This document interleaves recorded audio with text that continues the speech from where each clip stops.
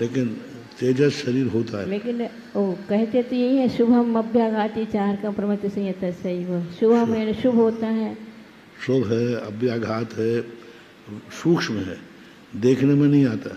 लेकिन तेजस नाम कर्म का उदय नहीं है, सुबात नहीं। तेजस नाम कर तो अनादि संबंध कार्बन शरीर के साथ भी तेजस है, उस समय भी तेजस है। अब वो आंखों से देखने में नहीं आ रहा है इस अपेक्षा से कह दिया हो, वो बात अलग है, क्योंकि औदारिक विक्रिया तो आंखों से देखने में आते हैं।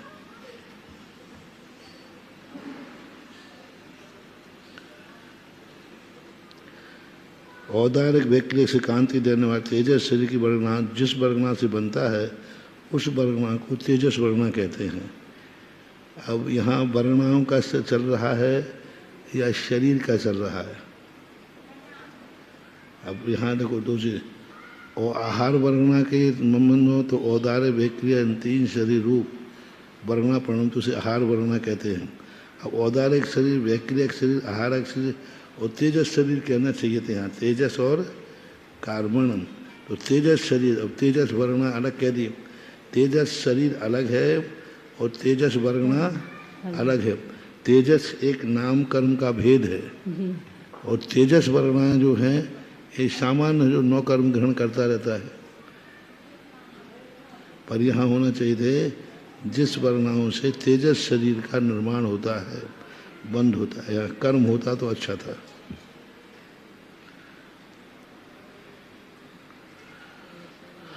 भाषा वर्णना किसे कहते हैं? जो शब्द रूप परिणमती उसे भाषा वर्णना कहते हैं। ठीक है, ये कौन सी वर्णना है?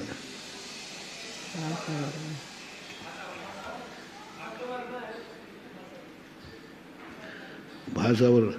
तो भाषा वर्णना है तो भाषा वर्णना तो जीव के मुख आदि, तालु आदि से बनती है।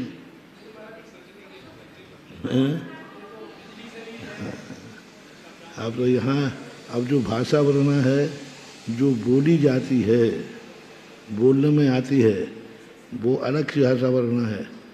ये ध्वनि मात्र को भाषा वर्णना, तत् बितर मेघ नदी आदि ये भी भेद हैं। हाँ तार बज कानों में जो जो कानों का विषय है वह सब क्या है?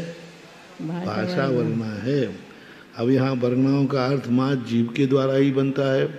दो पुद्गल भी टकरा गए तो भी आवाज़ आएगी कि नहीं? घंटा बज रहा है तो घंटा तो पुद्गल है, जड़ है, फिर भी आवाज़ आ रही कि नहीं? तो ये सब तो, लेकिन विशेष रूप से भाषा वर्णना वही है जो जीव वचनों के लिए ग्रहण करता है, उसी को भाषा वर्णना कहना। जो शब्द रूप, क्या विशेष कहा? शब्द रूप जो वर्णन करे वही भाषा वर्णना है। अब शब्द रूप वर्णन कब करती है? एक अक्षरी और एक अनक्षरी। ये ठक आदि जो भाषाएं हैं ये क्या है? अनक्षरी है, लेकिन इसमें भी अक्षर है। हाँ भाई लेकिन इसमें भी शब्द है। घंटा तो उसमें क्या सुनाई क्या हो रहा है? टन टन टन टन, टा और ना सुनाई पड़ा अपन को। कान तो कहता है हम तो शब्द ही सुनेंगे, शब्द ही पढ़ता है। लेकिन यहाँ वर्णना शब्द जो आया है वो वर्णना किस रूप में आया है? जीव के द्वारा जो शब्दों का निर्माण हो उसे बोलते हैं वर्णना। अक्षर में और शब्द में अंतर है। अब टन टन का अर्थ क्या है बताओ? और जीव बनाता तो कोई ना कोई अर्थ बनाता। वो टन टन को नाम रख देता, भाई इसका नाम टन टन गोपाल है। टन टन कर देते, कोई क्या नाम कर दिया, नाम ही तो करना है। ठन ठन गोपाल कहते हैं, ठन ठन गोपाल कहते हैं। ठन ठन गोपाल ना कुछ भी नहीं है। हाँ, और तो मनुष्य जब बनाएगा तो उसका कोई ना कोई अर्थ होगा। भाषा वर्णा, मनोवर्णा किसे कहते हैं? जो द्रव्य मन रूप परिणमते हैं उसे मनोवर्णा कहते हैं। जो द्रव्य मन रूप परिणमन करते हैं, बहुत अच्छा शब्द है। द्रव्य रूप, भाव मन में और द्रव्य रूप मन में अंतर है। द्रव्य मन जो है, जैसे आँख कान नाक आदि है ना, ऐसे ही हृदय के नीचे अंतिम हड्डी के नीचे, अंतिम जो हड्डी है नीचे, वहाँ मध्य में ऐसा ऊपर की तरफ मुख किया हुआ एक अंगुल के असंख्यात्म भाग आकार होता है, उसको क्या कहते हैं? द्रव्य मन। यही सभी आचार्यों ने माना है, लेकिन उज्ज्वल अकलंग स्वामी अनिर्दिष्ट मानते हैं। कहीं भी उत्पन्न हो जाता है, जहाँ उपयोग हो जाए वहाँ मन की रचना हो जाती है, मिट जाती है, हो जाती है, उठ जाती है। ये मात्र अकलंग स्वामी मानते हैं और कोई आचार्य नहीं। हाँ, वो कहते हैं कहीं भी रचना हो सकती है, जहाँ उपयोग जाए। नहीं, द्रव्य मन की तो कह रहा हो। द्रव्य मन कहीं भी जहाँ उनका उपयोग टिक जाए वहीं मन की रचना हो जाती है। भाव मन तो क्या क्षयूप समरूप होता है, भाव मन में कोई वर्णना नहीं होती। भाव मन तो अपने ज्ञान के उपयोग की दशा का नाम भाव मन है। भाव मन अलग से कोई चीज़ नहीं है। ज्ञान के क्षयूप सम का नाम भावेंद्रीय उपयोग भावेंद्रीय, ऐसा है ना वो सूत्र। हाँ, लब्धि उपयोग भावेंद्रियम, तो लब्धि उपयोग यानी जो उपयोग अपना है ज्ञान दर्शन, वही भाव इंद्रिय है, वही भाव मन है। उसके लिए वर्णनाओं की कोई ज़रूरत नहीं है। ये सब द्रव्य की भाषा है।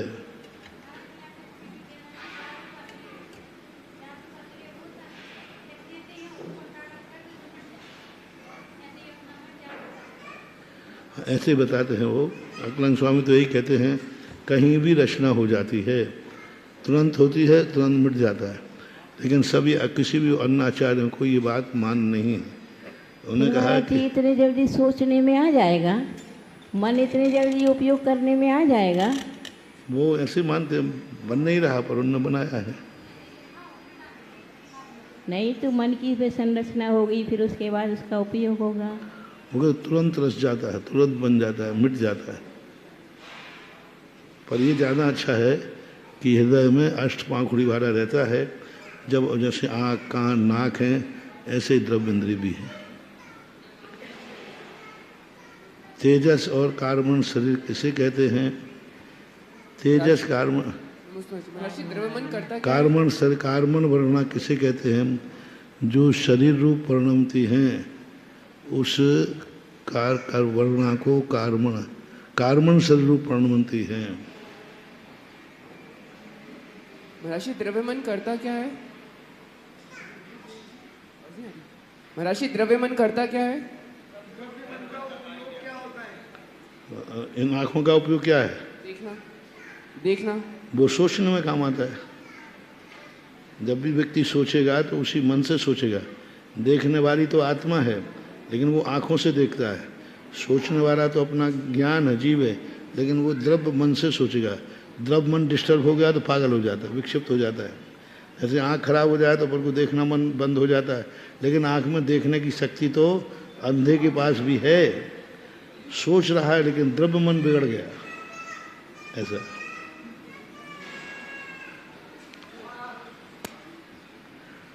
अब यहाँ कार्बन वर्णना कह रहे हैं। कार्बन स्वरूप जो परिणमन करती है वह कार्बन वर्णा है। ये तो बिल्कुल परिभाषा ठीक नहीं। कार्बन वर्णाएं जो कर्मरूप परिणमन करती हैं, कर्मरूप परिणमन करने वाली को कार्बन वर्णा कहना यही सही होना चाहिए।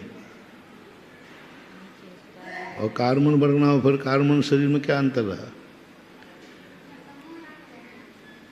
ज्ञानामरणादि अष्टकर्मों के समूह को कार्बन शरीर कहते हैं। फिर वही दोष आ जाएगा। कार्बन शरीर तो अलग एक नाम कर्म है, उसकी स्थिति है, अनुभाग है, बंद है, सब है, उसका अलग है, स्वतंत्र है। वो तो उसकी स्थिति है अन्य कर्मों की अपेक्षा से। कार्बन शरीर की कितनी स्थिति है वो सब कही, औदारिक की स्थिति, वैक्रियक की स्थिति, कार्मण की, तेजस की, सबकी बंद स्थिति कही अलग अलग है। तो ज्ञानावर्णी का समूह का कैसे नाम हो जाए? ज्ञानावर्णी आदि कर्मों के समूह को जो आश्रय देता है वह कार्मण शरीर है। ज्ञानावर्णादि के समूह को यदि कह देंगे तो फिर कार्मण शरीर अलग नहीं होना चाहिए। कर्म के युग परिणमन करने वाली सामर्थ्य को कह सकते क्या? हैं? कार्मण वर्गणा जो उन्होंने कहा है, कर्म के रूप में परिणमन करने वाली जो वही है, कर्म रूप जो परिणमन करती हैं वे कार्मण वर्णाएं कहलाती हैं। परिभाषा तो यही थी सब में। कर्म रूप कौन सी वर्णा परिणमन करती है? तो कार्मण शरीर, कार्मण जो वर्णाएं हैं वे ही कर्म रूप परिणमन करती हैं। तो वो सही है। सारे कार्मण शरीर की परिभाषा भी ठीक नहीं दी। ज्ञानावर्णादि अष्ट कर्मों के समूह को, समूह ना कहते, ज्ञानावर्णादि अष्ट कर्मों के समूह को जो आश्रय देता है वह कहलाता है कार्बन शरीर। यही द्रव्य के संबंध में आया था। तेजस और कार्बन शरीर किसके होता है? सभी तेजस कार्बन शरीर सभी संसारी जीवों के होता है। धर्म द्रव्य किसे कहते हैं? जो द्रव्य रूप, गति रूप, परिणमत जीव और पुद्गल के गमन करने में जो सहकारी होता है उसे धर्म द्रव्य कहते हैं। जैसे चलती हुई मछली के जल, जो द्रव्य संगर में आया ना, तो यह जय मच्छाणम गच्छन्ति ये सो नेई, एक गाथा आई है उसमें, तो यह जय मच्छाणम गच्छन्ति ये सो नेई। से जैसे मछली के लिए जल सहायक है, वैसे ही जितने भी अपन जो हाथ हिला रहे हैं, मुंह हिला रहे हैं, ये सब किसके कारण है? आत्मा में जो नाड़ी भी चल रही है वो किसके कारण है? श्वास जो चल रही है वो भी, हाँ, धर्म द्रव्य नहीं होता तो न श्वास चलती न नाड़ी चलता। अपने शरीर में धमनियों में जो खून बह रहा है ये कौन से कौन किनके सहारे? धर्म द्रव्य। जो कुछ भी हो रहा, अपन पलक भी झपकाएं, ओंठ भी चलाएं, तो सब धर्म द्रव्य के कारण होता है। गई परियाण धम्मो। हाँ, धर्म द्रव्य सहायक है इसमें सब में। अधर्म द्रव्य जो द्रव्य गति पूर्वक स्थिति रूप परिणमन जीव को पुद्गल स्थिति को सहका, छाया जय पहियाणम गच्छन्ता नेव सो धरेई, ठहरते जीव। यदि अधर्म द्रव्य नहीं होता तो क्या होता? नहीं, अपन लोग अभी चलते फिरते नजर आ रहे, पढ़ रहे हो तो चलते फिरते, मुंह तो बंद होता ही नहीं।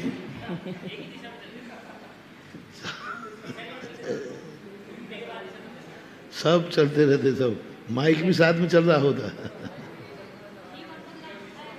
बनती ही नहीं, व्यवस्था ही नहीं बनती। अधर्म द्रव्य नहीं होता तो कोई भी चीज, पुद्गल टकराहट कितनी होती, विस्फोट कितना होता है, क्योंकि कोई कहीं ना कहीं से टकराएंगे। हाँ, लेकिन प्रकृति फिर कोई सिस्टम बनाती, वन वे ट्रैफिक बनाना पड़ता है। बीच में कोई घुस जाए तो विस्फोट। जैसे ज्योतिष देवों में है ना, वन वे ट्रैफिक है, इसलिए नहीं टकराते वो, क्योंकि फिक्स है, सबकी गति फिक्स है। एक प्रदेश भी इधर उधर नहीं होते। यदि कहीं से भी चल जाए, जैसे भारतीय सड़कों पे, तो अभी तो ज्योतिष वो सब टकरा करके चूर हो जाते हैं। एक गति से चलते हैं निरंतर, पूरा ब्रह्मांड चलता है। महाराज, सिर्फ विग्रह गति में भी तो अनंत जीवों का एक साथ आना जाना हो रहा। और होता है, एक दूसरे में चले जाते, वो तो परम सूक्ष्म एक दूसरे में से जाते। अपने शरीर में से कितनी आत्माएं निकल रही प्रतिदिन। अनंत विग्रह गति में ऐसा, तीन लोक में ऐसा कोई भी स्थान नहीं है जहाँ पर कार्मण शरीर वाले जीव ना हो। कितने जीव औदारिक शरीर वाले अपने शरीर में से निकल रहे हैं प्रतिदिन, अनंत जीव औदारिक शरीर वाले तेजी के साथ।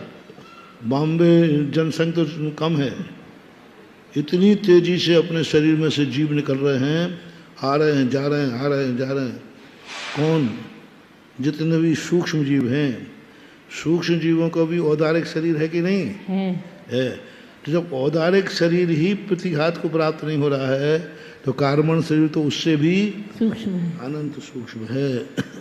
कार्बन शरीर से भी नहीं टकराता।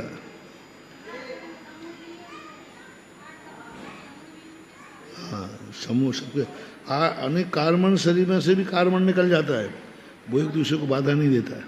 परम सूक्ष्म का अर्थ यही होता है, ना बाधित होता है ना बाधित करता है। औदारिक शरीर में ये विशेषता है। औदारिक शरीर को परम सूक्ष्म नहीं कहा, सूक्ष्म कहा है। स्थूल है, औदारिक शरीर तो स्थूल है, पर सूक्ष्म तो है। उसके बाद व्यक्तिगत उससे सूक्ष्म है। सूक्ष्म निगोदिया जीव होते हैं कि नहीं? होते हैं। उनका कौन सा शरीर है? औदारिक। औदारिक।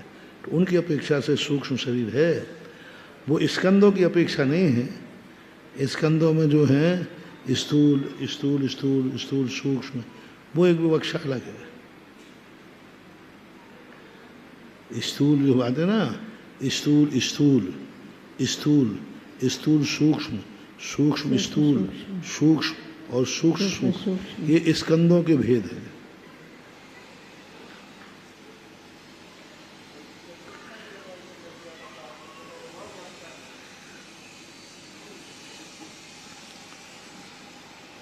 आकाश द्रव्य किसे कहते हैं? जो जीवादि पंच द्रव्यों को ठहरने की ये जगह देता है, उसे आकाश द्रव्य कहते हैं।